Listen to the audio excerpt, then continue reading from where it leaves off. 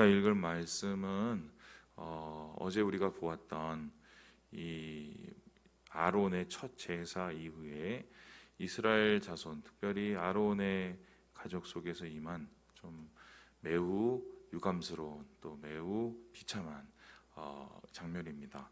나답과 아비후라는 사람이 있었는데 이 사람이 이 아론과 더불어서 하나님 앞에 제사를 드리는 제사장이 되어서 주님의 이 성막, 그러니까 성수 앞에 나아갔다가 참변을 다해서 죽임을 당하는 이런 모습이 나타납니다. 그런데 죽음 앞에서 우리가 흥미롭다는 말을 우리가 하면은 참 애매하겠지만 오늘 말씀을 보면은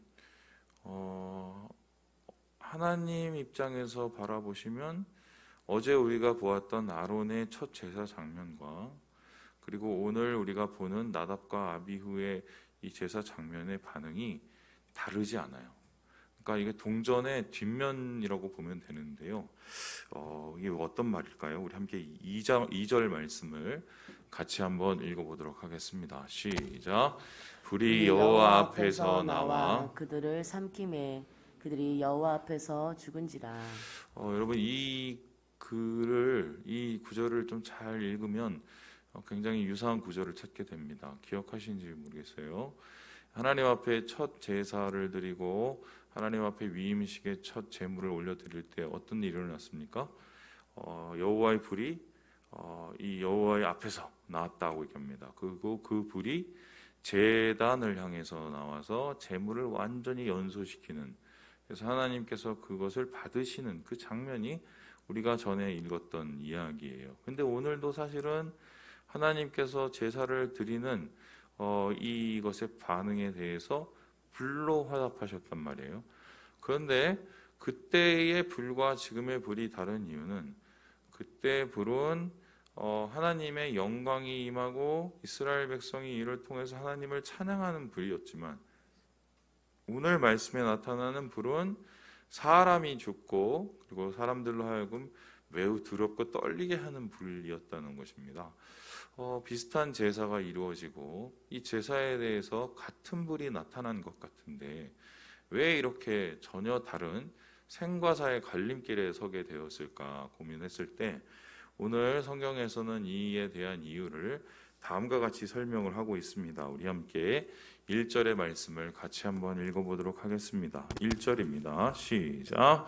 아론의 아들 나답과 아비후가 각기 향로를 가져다가 여호와께서 명령하시지 아니하신 다른 불을 담아 여호와 앞에 분향하였더니, 똑같이 제사를 드리고 하나님 앞에 분향을 했지만 여기서 한 가지 문제, 다른 불을 하나님 앞에 드렸다라고 이야기를 합니다. 이 다른 불이라는 것은 어떤 뜻이냐? 이 말씀을 잘 보면 이 다른이라는 단어가 외부로부터라는 뜻입니다. 그러니까 하나님으로부터 온 불이 아닌 다른 곳으로부터 온 불. 그래서 하나님이 명령하시지도 않은 불, 그 불을 향단에 태워서 올려드리게 된 거죠. 그랬을 때 하나님께서는 그 불에 대해서, 다른 불에 대해서 반응을 하셨고 그 반응에 의해서 이 사람들이 모두 죽게 되었다는 것입니다. 그래서 학자들은 이 다른 불에 대해서 고민을 하기를 이렇게 생각합니다. 하나님께서 말씀하신 그 불, 제단불이 아니었다. 원래 모든 제사와 그리고 성막에 있는 모든 기물들에 대한 이 불은 제단불, 하나님께서 태우셨던 그 제단불을 통해서 모두 이루어지게 되었는데 그 불을 사용하지 않고 외부로부터, 아마 집으로부터 그 불이 나오지 않겠습니까? 그래서 그 다른 불을 가지고 들어갔을 때 하나님께서 이에 대한 반응으로 그들의 목숨을 앗아가는 이런 이야기가 나타나게 됩니다. 분명히 성경에서는 제단불을 사용하라고 말씀을 하셨단 말입니다. 그리고 하나님께서 눈앞에서 직접적으로 그 제단에 불을 붙이시고 영광을 나타내시는 것을 이들도 분명히 보았을 것이죠. 그럼에도 불구하고 왜 이 사람들은 하나님께서 말씀하신 대로 제단불을 사용하지 않고 개인적인 불, 그리고 외부로부터 오는 불을 사용하여서 이런 참변을 당했을까? 이에 대해서 직접적인 이야기가 나타나 있지는 않아요. 그런데 오늘 이 말씀을 풀어보면 이들이 죽은 다음에 하나님께서 제사장들을 불러다가 단속을 하셨어요. 그 단속을 한 말씀이 바로 이건데요. 우리 함께 9절의 말씀을 같이 한번 읽어보도록 하겠습니다. 9절입니다. 시작. 너와 내 자손들이 회막에 들어갈 때에는 포도주나 독주를 마시지 말라. 그리하여 너희 죽음을 면하라. 이는 너희 대대로 지킬 영영한 규례라. 그러니까 이 죽음 이후에 하나님께서 이렇게 아론과 그의 자손들에게 이야기를 했다는 것은 이 나답과 아비후가 이 독주, 포도주와 관계된 이 상태에서 뭔가 이 문제가 있었기 때문에 이러한 상태에서 그 다른 불을 취한 것이 아닌가 이렇게 추측을 해볼 수 있는 것이죠. 그래서 죽음을 나답과 아비후처럼 면하기 위해서는 포도주와 독주를 삼가라라고 말합니다. 다시 말해서 술 먹고 이렇게 실수를 한 것이다. 근데 이 실수를 하나님께서는 용납하실 수가 없었고 하나님의 거룩한 불이 이러한 그들의 실수를 그냥 넘어설 수밖에 없는 이런 상황 속에서 있게 되는 거죠. 이게 술이 역시 사람 인생을 망치는구나. 우리가 그렇게 생각할 수 있어요. 그래서 술 먹고 인생 낭비하는 거 하나님 싫어하시고 술을 우리가 금지해야겠구나. 이렇게 쉽게 넘어갈 수 있어요. 우리가 생각을 하고 술 먹지 말아야겠다. 자, 그런데 정말 우리가 오늘 말씀을 우리가 다 읽어보면서 정말 이 이야기가 술 먹지 말라는 하나님의 경고일까요? 단순히 하나님께서 이들이 술을 먹었기 때문에 이들을 벌하신 것일까? 그렇게 따지면은 오늘날 크리스찬 중에 술 먹고 여러 가지 행동을 하고 또 하나님 앞에 거슬리는 행동한 사람이 얼마나 많을 텐데 그럼 예배드리러 나올 때마다 그분들 다 불로 다 죽어야 되는데 그죠? 그러면 하나님께서 말씀하신 게 단순히 술에 대한 문제였을까? 술이 문제인 건 맞지만 술을 통해서 이들이 죽을 수밖에 없었던 그 근본의 문제가 있었을 거예요. 원인. 그 원인을 오늘 분석을 해보자면 9절에 술 먹지 말라고 하시고 그 다음에 그 술 먹지 말과 동시에 다른 부대적인 설명을 하나님께서 하세요. 우리 함께 10절을 같이 한번 읽어보도록 하겠습니다. 10절입니다. 시작. 그리하여야 너희가 거룩하고 속된 것을 분별하며 부정하고 정한 것을 분별하고.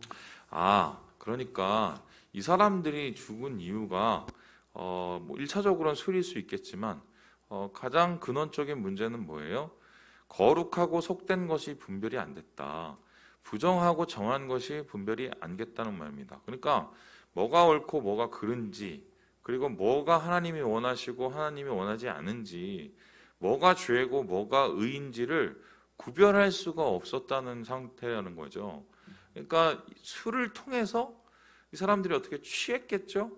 취함을 통해서 분별이 안 되는 상황까지 간 거예요. 그래서 내가 이 제단불을 하나님 앞에 드려야 될지 집에서 대충 해서 다른 불로 붙여서 가면 될지 이러한 분별조차 이러한 판단조차 설지 않는 혼미케 하는 상황이 되었단 말이죠. 그래서 이 술을 먹는 것보다 더 중요한 것은 뭐냐면은 우리가 분별하고 구별하지 못하는 그 상태로 하나님 앞에 나아갈 수 있다는 것입니다.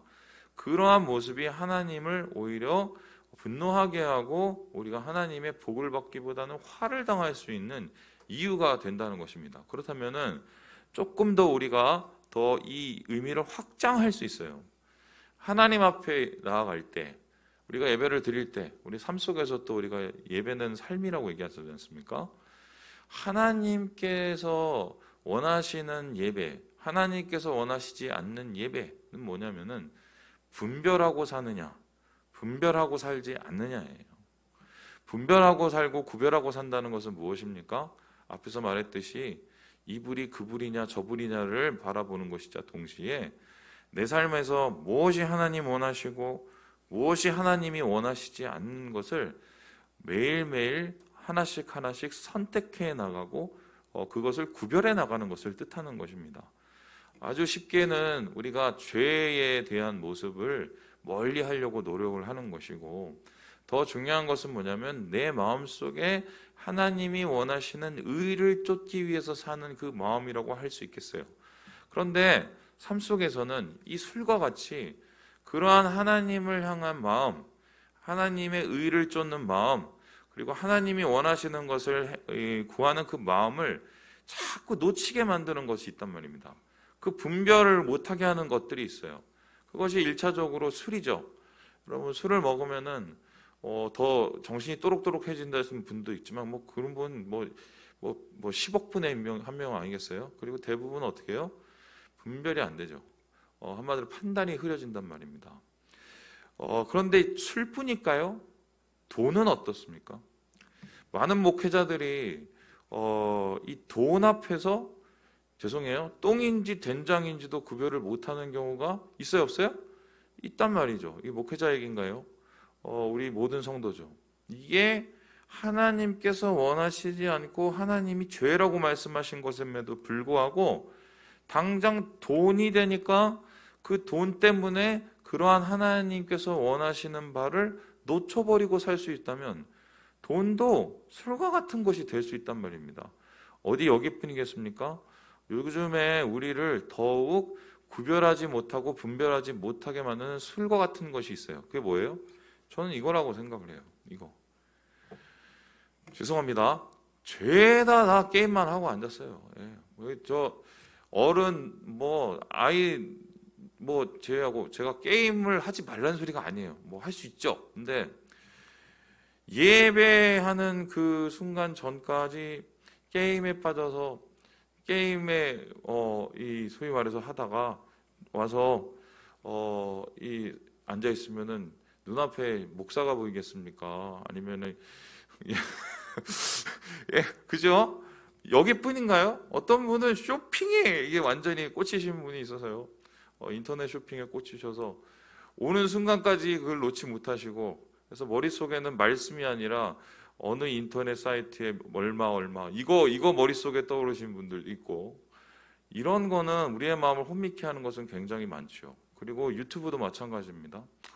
여러분, 그 유튜브의 가장 문제점은 뭐냐면 우리의 정신을 한쪽에 계속 몰아붙이는 거예요. 사람은 항상 중간적인 생각을 해야 되거든요. 예수 믿는 사람은 한쪽으로 쏠리면 안 되는데, 정치적인 거라든가 아니면은 여러 가지의 기호, 또 무슨 우리가 가지고 있는 여러 가지의 생각들을 한쪽으로 계속 몰리게 해요.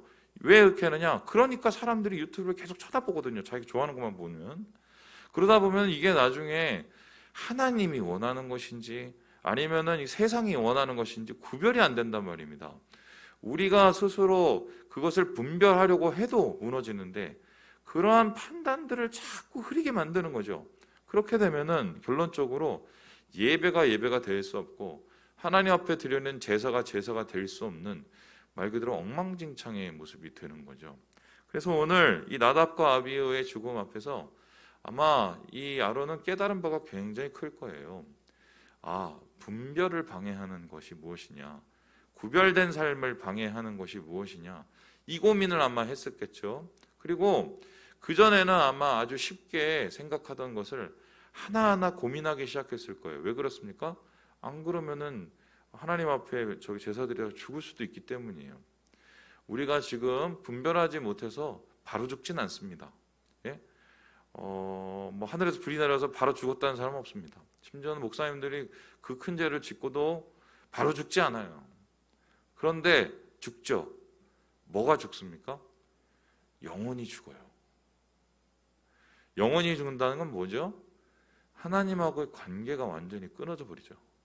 그래서 정말 영적으로 문제가 생겨서 그 문제를 돌이키지 않는 이 사역자들이 나중에 정말 이게 일반 성도만치도 못한, 일반 평신도라는 말 저 안 좋아하지만 한때 교인마저도 못한 그런 행동들과 선택들을 할 때가 있어요. 죽었기 때문이죠. 세상이 우리를 계속적으로 이렇게 유혹을 해서 분별하지 못하는 삶을 살게 만든단 말입니다. 특별히 요즘은 죄송한 말씀이지만 이 신앙에 있어서는 우리 전 세대 우리 신앙 선배들하고 비교를 해보면 하향 평준이에요. 하향 평준. 예전에 뭐 예배에 대한 태도, 또 하나님 앞에 나아가는 태도, 또 하나님 앞에 헌신하는 그런 태도, 그때 당연하던 것이 지금은 당연하지 않게 여기고 너무 쉽게 모든 것이 다 하향 평준이 돼버리죠. 근데 기준은 사람에게 맞춰지는 것이 아니라 말씀에 맞춰지고 하나님에 맞춰져야 이게 거룩한 기준이거든요. 오늘날 많은 사람들이, 많은 성도들이 이러한 문제를 앓고 있기 때문에 정말 하나님의 영광을 바라보지 못하는 것이 아닌가, 저는 이런 생각을 오늘 말씀을 보면서 하게 되었어요. 여러분의 예배는 온전한 것입니까? 하나님께 온전히 드리고 분별하여 드리는 그러한 몸부림이 여러분에게 있나요? 여러분의 마음속에 여러분의 마음을 혼미케 하는 분별함을 무너뜨리는 것은 도대체 무엇입니까? 오늘 그것을 좀 우리가 고민해야 돼요. 그것이 술이든 돈이든 사람이든 또한 주변에 있는 여러 가지의 환경과 유혹이든 간에 결국 우리를 죽이는 것들입니다. 예배를 방해하는 것들이고요. 하나님 앞에 나아가는 것을 막는 것들이에요. 이런 것은 내려놔야 됩니다. 해결해야 됩니다. 그래야 주의 영광 앞에 우리는 하나님을 온전히 바라볼 수 있게 된다. 말씀을 마칩니다. 우리 사랑하는 여러분, 예배는 분별의 삶이에요. 구별된 모습이어야 됩니다. 주님 앞에 나아가는 우리의 모습, 다른 부를 포기하시고 하나님이 주신 거룩한 부를 붙잡아서 오늘 하루를 주님과 함께 승리하시는 우리 모든 형제 자매들 되시길 주님의 이름으로 축원합니다.